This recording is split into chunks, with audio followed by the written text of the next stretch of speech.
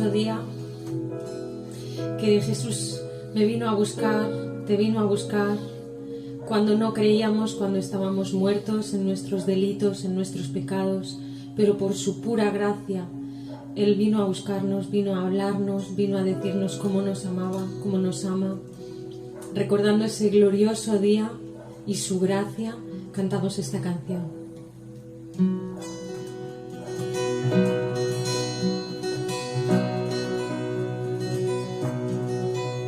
Mi vergüenza me sepultó.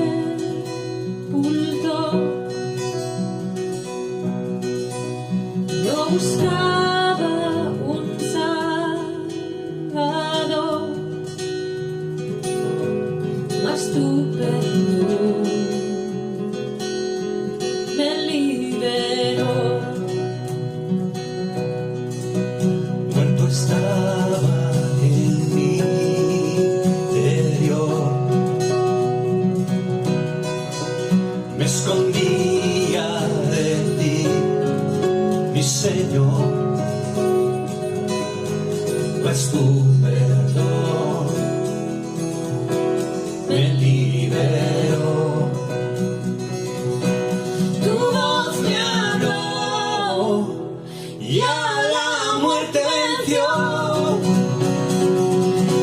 Glorioso día, tu sangre me rescató. Tu voz me habló y a la muerte venció. Glorioso día, tu sangre me rescató.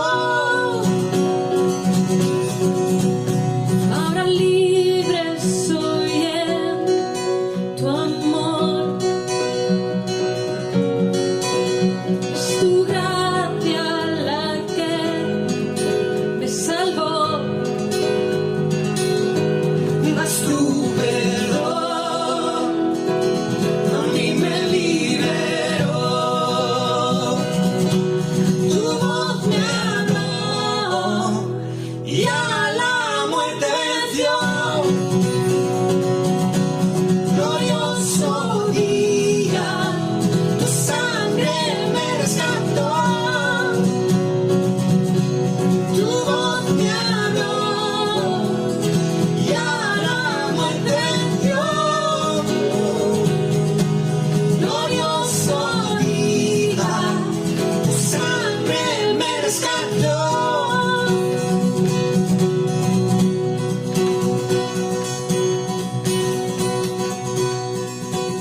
De mi pecado me rescataste, tu gloria cadena se rompe. Vivía sola y sin consuelo, ahora soy ciudadana del cielo. Me sanaste estando herido, Jesús, por tu amor yo respiro. Tengo futuro y ahora veo, porque tu voz me habló y a la muerte venció. Glorioso día, tu sangre me rescató. Tu voz me habló y a la muerte venció. Glorioso día, tu sangre me rescató.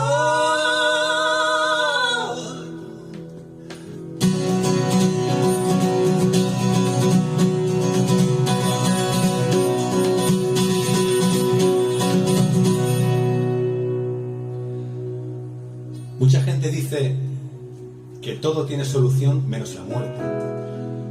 Pero déjame que te diga una cosa. La muerte también tiene solución. Porque Jesús la venció en esa cruz, colgado en un madero. Y por eso le alabamos. Gracias, Jesús. Gracias.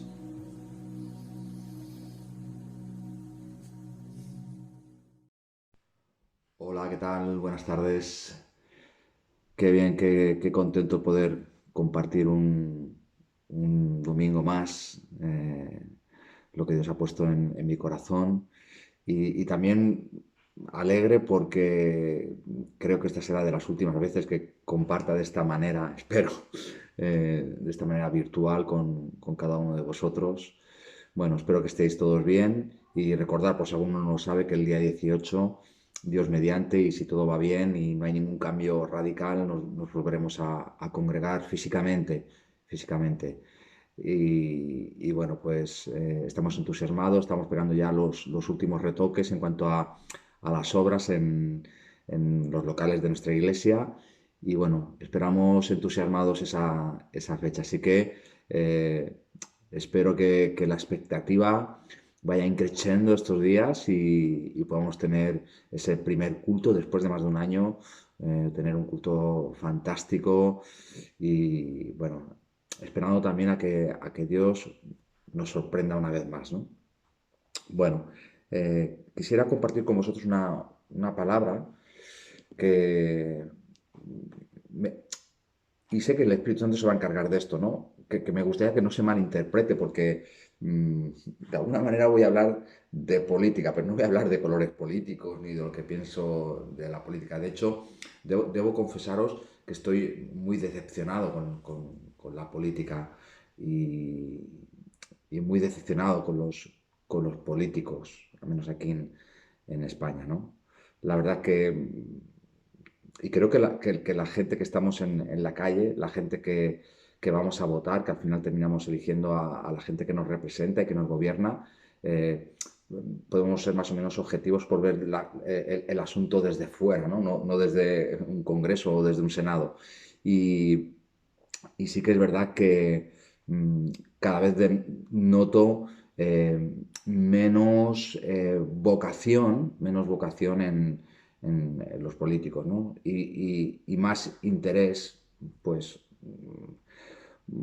por un tema económico, por un tema de poder, de manejar masas, aunque supongo que habrá algunos que se salvan, ¿no? O algunos que realmente pues sí que tienen esa vocación y esas ganas de poder hacer mediante la política que la sociedad en su conjunto tenga un bienestar o esté lo mejor posible y la gente pues sea atendida a través de cada uno de los ministerios de los cuales se estructura un gobierno, ¿no? Así que, bueno, ¿de dónde viene, ¿no? Esta palabra que quiero compartir? Me quedaba sorprendido y de muchos políticos, y sin entrar en colores políticos, pero de muchos políticos, y ahora lo explicaré con qué argumento digo esto, ¿no? Cómo muchos políticos eh, atacan indiscriminadamente y hablan mal de la persona de Jesús. Y claro, cuando yo oigo a políticos, y bueno, y esto traspasa además la frontera de la política. Todos sabemos que desde, por ejemplo, el arte, la cultura, hay representantes públicos y importantes que critican e insultan abiertamente a Jesús. No voy a tener pelos en la lengua en esta tarde. Hay una persona que a mí personalmente no me cae nada bien bueno, lo considero pues una persona que sinceramente a mí no me aporta nada, ¿no? Que te has de persona así, pero es una persona relacionada con el arte, en esta cuestión del cine, ¿no? Que es Willy Toledo, que constantemente está atacando no tan solo a la institución, sino ataca directamente a la persona de Cristo, ¿no? Y me llama mucho la atención porque hay que ser muy ignorante para no saber separar lo que es la persona de Cristo o, por ejemplo, de la Virgen María y de lo que es una institución religiosa, como puede ser la Iglesia Católica o puede ser podemos ser los protestantes, ¿no? Y, pero bueno, es una persona como tantas que, bueno, atacan indiscriminadamente a la persona de Jesús como si Jesús hubiese sido una persona donde elaboró un plan para que, bueno, el mensaje que él traía y pues degenerase en algo que iba a hacer muchísimo daño a la sociedad. Bueno, es importante que separemos, ¿no?, lo que es la persona de la institución. Estoy seguro que Jesús, quizás sabiendo lo que iba a pasar también, la verdad, porque conoce los tiempos, tanto el pasado, presente como el futuro, Él es Dios. eh, mm, Él evidentemente no está orgulloso de cómo se le ha representado en la tierra, ¿no?, a través de las instituciones religiosas y de las estructuras religiosas. Yo el otro día pensaba, ¿no?, y hacía como un pensamiento eh, qué es lo que ha aportado el cristianismo durante 20 siglos a la sociedad, ¿no? Ha aportado muchas cosas buenas, pero también ha aportado, pues, cosas que no han sido nada buenas para la sociedad, ¿no? Y evidentemente eso ha causado que mucha gente lo meta todo en el mismo frasco, ¿no? Evidentemente el cristianismo ya viene, la propia palabra viene de Cristo, ¿no? Y entonces pues es inevitable, indisoluble, separar a Cristo de la religión. Pero claro, Cristo nunca quiso montar una religión, esa es la realidad, ¿no? Y lo que después se ha hecho en su nombre, a través de la religión, evidentemente está fuera de lo que es la voluntad de Dios, ¿no?, la voluntad de Jesús. Y, y claro, con este asunto, es cierto, y además yo hace quizás unos meses compartía sobre esto, ¿no? Es verdad que compartía sobre el tema del ateísmo, del rechazo que tiene la gente al cristianismo, a la persona de Jesús, y es precisamente por eso, porque aquellos que debíamos representarle quizás no lo hemos hecho del todo bien. Y quizás, buscando otros intereses o nuestros propios intereses, se ha usado el nombre de Dios o el nombre de Jesús en vano o para fines que no tienen nada que ver con su mensaje o el propósito que él tenía para la humanidad, ¿no? Y evidentemente sigue teniendo. Y se ha hecho mucho daño en el nombre de Dios, muchísimo daño en el nombre de la sociedad.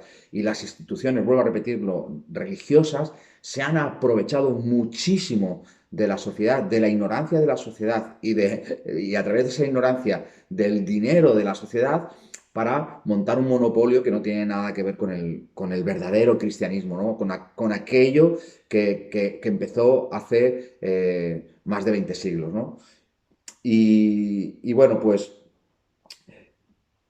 quería, quería compartir algo que creo que, no sé, hasta qué punto puede generar una controversia o no, ¿no? O alguien lo puede malinterpretar, pero espero que no, que el Espíritu Santo pues, nos ayuda a todos a entender aquello que es lo que quiero decir, ¿no? Y yo cuando hablo de que sé de lo que hablan los políticos, es porque yo soy un poco friki de todo esto, ¿no? Yo no tan solo sigo la política, porque soy una persona que me gusta estar informado, qué es lo que se habla, qué es lo que piensan, cuáles son sus programas electorales, que al final terminan haciendo lo que les da la gana, no aquello que prometieron. Acordaos de uno que hace años gobernó España que decía puedo prometer y prometo, ¿no? Y al final pues tampoco terminaba de cumplir aquello que había prometido, ¿no? Y esto pues pasa, mande quien mande, ¿no? Sean del color que sean, no subo los impuestos y los suben. Otro dice que lo sube y lo baja. El otro dice que haré esto y hace todo lo contrario. Y después hace todo lo contrario de lo que dijo que, bueno, esto es un lío padre, ¿no? Y al final, pues eso. Esta es la decepción que os hablaba antes que tengo yo con respecto a la política, ¿no? Y por eso fortalezco todavía más mi fe en Jesús, porque la verdad, los políticos para mí no me ofrecen ningún tipo de esperanza, ¿no? Ni a ningún nivel, ¿no? Y más hoy en día, ¿no? A cómo ha llegado a generar la política. Pensar que yo hasta sigo lo que ocurre en el Congreso de los Diputados, ¿no? Yo suelo escuchar las sesiones de control. O sea, cuando el gobierno, bueno, se expone el presidente del gobierno y la gente que gobierna con él a preguntas y a cuestiones que les proponen los otros partidos que están en la oposición, le preguntan al presidente por diversas cuestiones que generalmente, si hay alguien que es tan friki como yo y sigue la sesión de control, cada día es una bulla muy lamentable, muy lamentable. De verdad es que a veces mm, se mezcla la impotencia con la risa. Es decir, pero esta gente, esta gente nos está representando. Esta gente me manda cartas cada tantos meses, sean las autonómicas, las locales o las generales, en cuanto a las elecciones, pidiéndome su voto. Y parece un sálvese quien pueda el día de las sesiones de control. Bueno, pues yo sigo todo esto, ¿no? Y por eso sé quiénes son los políticos, al menos la mayoría de ellos, sé lo que dicen, sé lo que piensan, no en su totalidad, pero sí mucho de lo que dicen y de lo que piensan. Y por eso les he escuchado a más de uno, a muchos, decir, despotricar, ¿no? contra la persona de Jesús. Y esto me llevó a hacerme o sea, un cuestionamiento, ¿no? Y fijaros lo que me pasó, ¿no? Eh, el otro día, dándole vueltas a todo esto, entre mi decepción, esa cierta rabia, ¿no? De que insulten sistemáticamente a esa persona que amas con todo tu corazón, ¿no? Que es el Señor, evidentemente. mm, Empecé a soñar como despierto, ¿no? No hablo de un sueño espiritual, ¿no? Aquello que divagas y pensaba en algo, ¿no? Digo, ¿qué haría? No qué haría, no. ¿Qué diría si tuviese la oportunidad de, durante 10 minutos, poder hablar en el Congreso de los Diputados? ¿Qué les diría? ¿Qué tema elegiría para poder, no sé, decirles algo, ¿no? Para que, a mi juicio, cuidado, puedan reaccionar, puedan cambiar esta bulla constante que tienen, que a veces, a veces no, parece que, o sea, que están mm, inmersos en una lucha de poder, olvidando el sufrimiento de la propia sociedad. Y recordemos que estamos en medio de una pandemia, que ahora mismo ya se está hablando de una cuarta ola, donde ya hay lugares en España donde dicen que empieza a ser como ese rebrote, empieza a ser como más agresivo y donde la gente sigue muriendo. En España ahora mismo creo que están muriendo cerca de 300 personas diarias y ya no hablo en todo el mundo, ¿no? Y claro, escuchas las sesiones de control y no tiene nada que ver con lo que realmente se está viviendo a pie de calle. O sea, como que están enajenados en esa lucha de poder, en estrategias, en que si ahora una moción de censura, que si ahora el tránsfuga, que si ahora aquel viene, que ahora aquel se va, que si ahora te insulto, si ahora digo que tú eres comunista, si tú eres fascista, si, bueno, y están en una lucha y realmente la gente sigue sufriendo, sigue muriendo por esta pandemia, siguen cerrando negocios, gente que ha trabajado toda su vida, que ha sufrido toda su vida para montar un negocio y la gente está desesperada. Hubo un político que el otro día, la verdad es que lo que dijo a mí me gustó, porque en una sesión, este tipo de sesión de control, pues su pregunta fue, oiga, señor presidente, ¿usted están pensando en cómo mejorar el sistema sanitario para atender a la siguiente epidemia que vamos a tener, que es la de la salud mental? Porque la gente, después de todo lo que estamos viendo, bueno, es exponencial los casos que hay de gente que lo está pasando mal mentalmente, gente que está hecha a polvo. O sea, y esto va a pasar una factura a nivel mental en muchísimas personas. Y quizás nuestro sistema sanitario no está preparado del todo para poder atender esto, ¿no? Y este político arengaba un poco al presidente para decirle, oye, espabilar este tema pues nos echa encima. Y se necesitan más psicólogos en la sanidad pública. Y lo hizo, la verdad, que en un tono que a mí, sinceramente, me gustó, ¿no?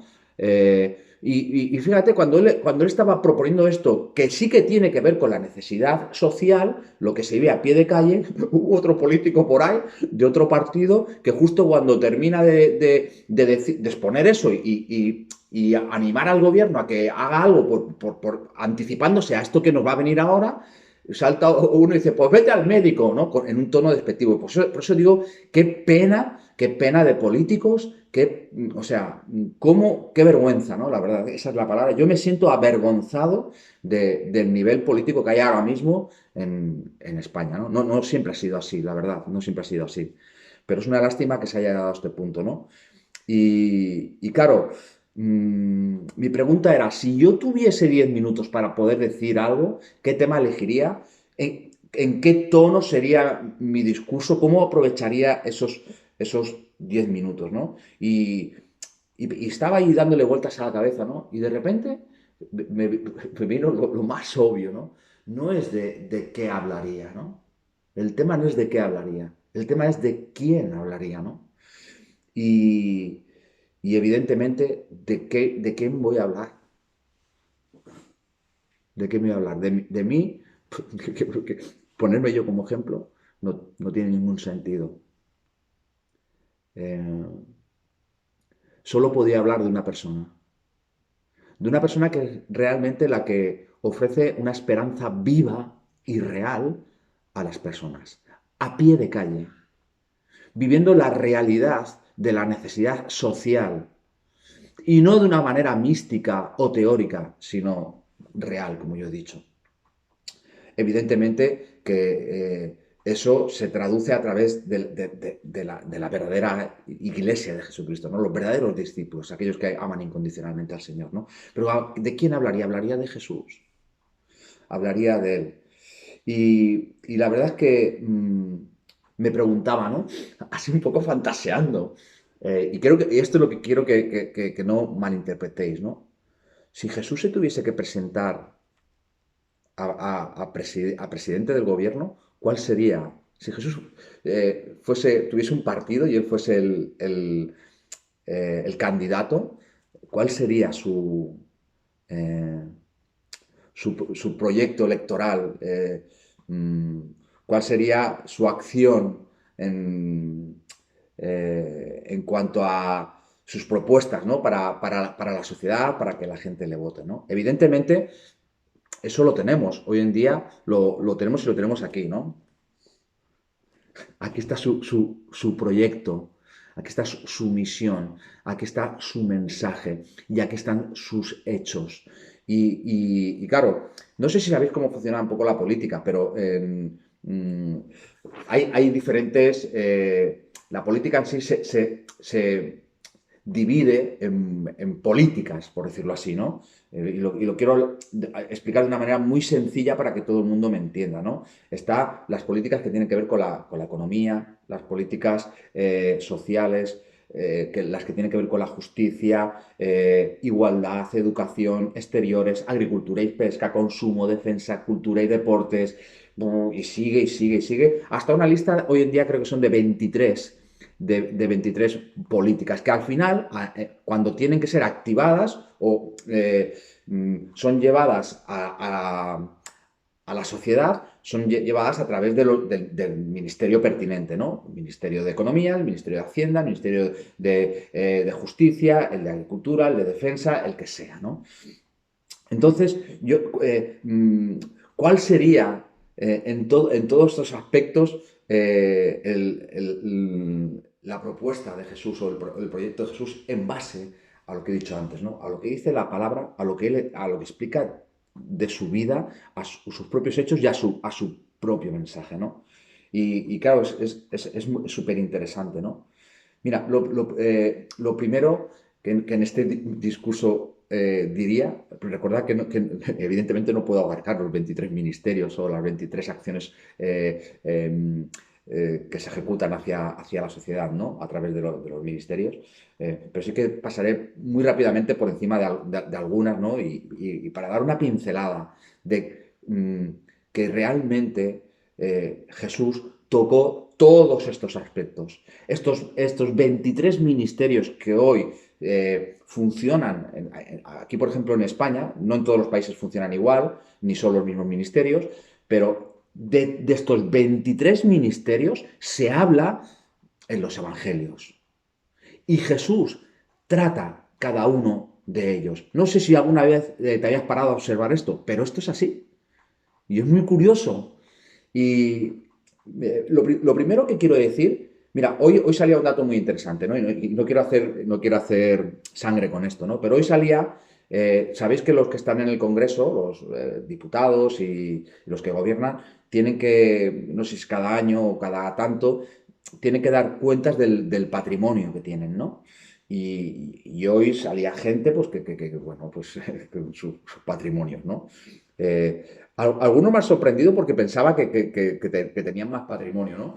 Y aún teniendo un buen patrimonio, evidentemente, que es legítimo tenerlo, ¿no? Y había otros que me han sorprendido por el patrimonio que yo pensaba que no tenían y tienen, ¿no? Y ha habido otros que digo, bueno, estos tienen media España en su poder, ¿no?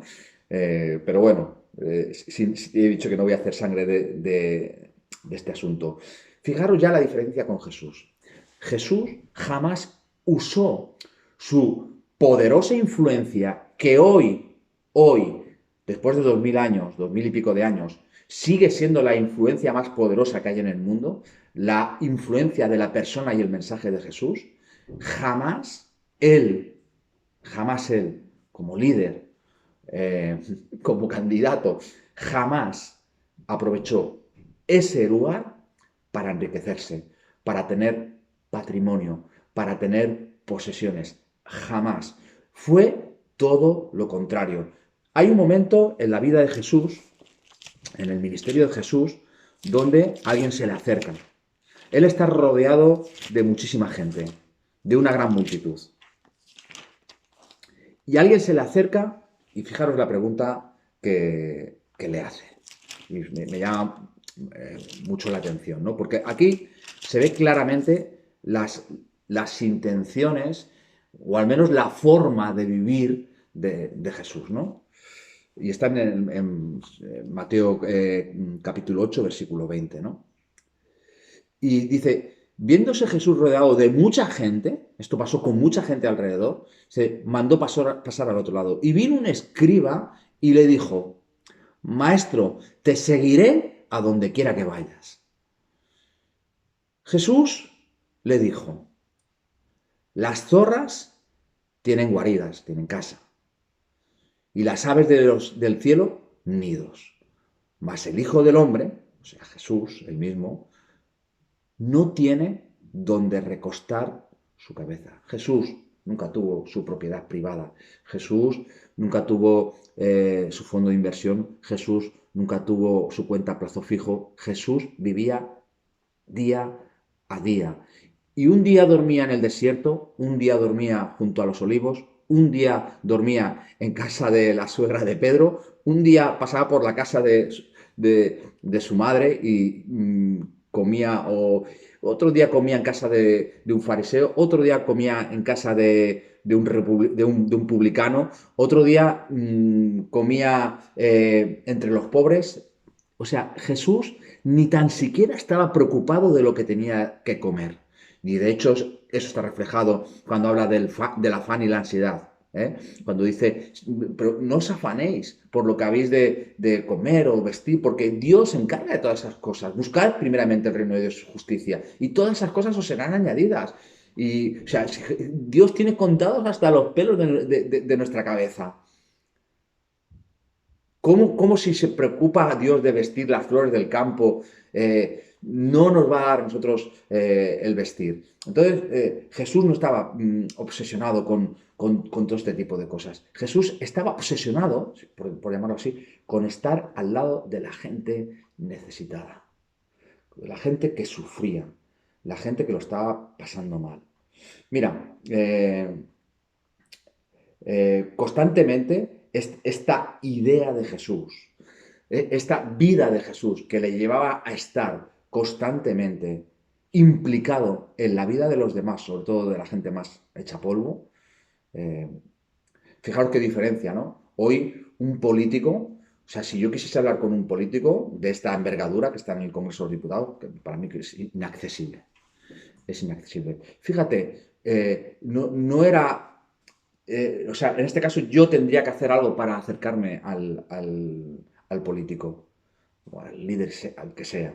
Era Jesús, el que era tan accesible, que era el que se acercaba. De hecho, el concepto cristiano de salvación no es que el hombre busque a Dios, es Dios quien viene a buscar al hombre en su necesidad, en su muerte espiritual, en su camino perdido. Es Dios quien viene en búsqueda del ser humano. Y Jesús es lo que hace. Su día a día, desde que se levanta hasta que se acuesta, es estar ahí, en la calle. Qué política social tan impresionante, ¿verdad? Que realmente el que tiene todo el poder, aquel que realmente es rey de reyes, se implique hasta ese punto. Hasta ese punto. Fijaros, mmm, por resumir la política social de Jesús, hay un pasaje que creo que, porque podría hablar de cientos de cosas que hay en los evangelios, pero fíjate, dice en Juan capítulo 21, en el versículo 24-25, dice, y este discípulo Juan, dice, que da testimonio de estas cosas y escribió estas cosas, dice, y sabemos que su testimonio es verdadero. Está clarísimo. Dice, hay también otras muchas cosas que hizo Jesús, las cuales, y escucha bien, que hizo Jesús, no que dijo, porque también dijo muchas cosas, que hizo Jesús, del verbo hacer, las cuales si se escribieran una por una, pienso que ni aún en el mundo cabrían los libros que sabían de escribir. Amén, así es. Impresionante, impresionante. Y recordad que Jesús estuvo, es cierto que el ministerio de Jesús, el ministerio activo de Jesús, duró 3 años y medio. Ojo, de lo que estamos hablando aquí. Y este era Jesús. Estaba donde había necesidad y suplía a través de su poder, de su persona, todas las necesidades. Estaba con los pecadores, con las prostitutas, con los publicanos, con los enfermos, con los leprosos. Él se acercaba a ellos, traía sanidad, traía esperanza, cosa que sinceramente hoy no ocurre con la mayoría de nuestros políticos. Políticas de igualdad. ¿Quién dignificó más a la mujer que Jesús? Empezando por su madre, por honrar a su madre, por cuidar a su madre María, que algunos insultan, ya lo vemos por la televisión, ¿no? Como el antes nombrado, ¿no? Que parece que tiene una obsesión con María, ¿no? Un ejemplo a seguir, por supuesto, no el personaje, sino María. Y Jesús se rodeó de mujeres, eran parte vital de su ministerio. Si las mujeres, el ministerio de Jesús quizá no hubiese sido lo que fue. ¿Qué decir de la mujer samaritana? Esa mujer que se encuentra... los samaritanos eran prácticamente unos proscritos. O sea, eran rechazados por la cultura judía, por los judíos. Y Jesús no tan solo se acerca a un samaritano, sino a una samaritana. Y le trae esperanza y revoluciona su vida a través de su mensaje. ¿O qué decir de esa mujer que están apedreando porque fue sorprendida en el mismo acto de adulterio? ¿Cómo la dignifica? ¿Cómo la dignifica? ¿Cómo Jesús, al fin y al cabo, cuando dice el que esté libre de pecado, que tire la primera piedra? Y cuando se pone a escribir en el suelo, que yo estoy convencido, que lo que creo, que lo que estaba escribiendo era esa parte de la ley donde dice que cuando ocurre eso, que hay una mujer y un hombre en el acto mismo de adulterio, los dos deben ser apedreados. Y en una sociedad machista como aquella, habían traído a la mujer, pero al hombre no lo habían traído. Y entonces Jesús sabiamente manejó esta situación, quedándose al final solo él y la mujer. Y aquel que sí que la podía condenar por ser Dios, la perdonó, le dio una oportunidad, la dignificó. Vete, empieza una vida de nuevo, no vuelvas atrás. Qué bonito. Que hablar de, por ejemplo, política de exteriores, cómo Jesús trata a los extranjeros, cómo los ama, cómo su mensaje lo abre. Sabéis que los judíos eran un poco, monopolizaban lo suyo para ellos, ¿no? Pero Jesús, su mensaje es para toda la humanidad. El Hijo del Hombre trae un mensaje para toda la humanidad. para todo aquel que crea. Y esto me impresiona, ¿no? Que hablar, por ejemplo, de la justicia, con principios tan preciosos, tan potentes como el perdón por encima de la venganza. ¡Wow! El juzgarse a uno primero antes de juzgar a los demás. Evidentemente de ser justos, además de cumplir las leyes. Él no viene a desbaratar las leyes que están. Acordaros, al César lo que es del César y a Dios lo que es de Dios. Él no es uno que viene a dinamitar el sistema, sino a respetarlo, pero a que su mensaje eclosione de dentro para afuera.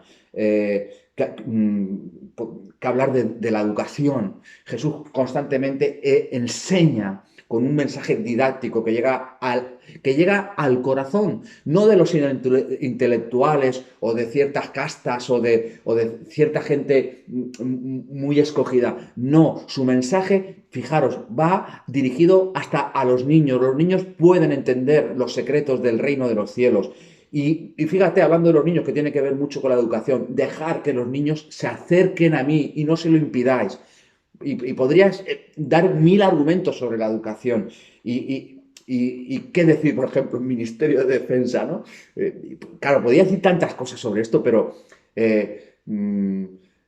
Jesús, cuando uno es atacado, fíjate, esto es revolucionario. La respuesta siempre es el amor, poner la otra mejilla. Qué importante, qué interesante, ¿no? Y podría pasar así por encima de los muy rápidamente, pero es tan profundo y os animo a que busquéis la relación que hay con los 23 ministerios, al menos aquí en España, y cómo los evangelios, cómo el mensaje de Jesús abarca a cada uno de ellos. Que hablar de agricultura y pesca, me diréis, ¿qué tiene que ver? Pues mira, el 20 y pico por ciento de las enseñanzas de Jesús y de las parábolas de Jesús las hace a través de cosas que tienen que ver con la agricultura y con la pesca. ¿Cómo te has quedado? Y Jesús nos podría dar un máster en agricultura y pesca y en cómo manejar estas cuestiones. ¿Qué decir de la economía? El Ministerio de Economía. Cuando Jesús nos enseña a compartir, a no tener a no ser avariciosos, a no vivir para el dinero, ser esclavos del dinero, todo lo contrario. Él nos implica en ser generosos, en ser gente que comparte con los demás. Su vida, su mensaje está constantemente reiterando todo esto. Nada hemos traído al mundo y nada sacaremos de él. Así que, bueno, creo que con todo esto es suficiente. Gracias por escuchar este mensaje. Espero que puedas recapacitar y que tú en tu casa puedas seguir indagando sobre todo esto. Que Dios te bendiga. En el nombre de Jesús. Amén.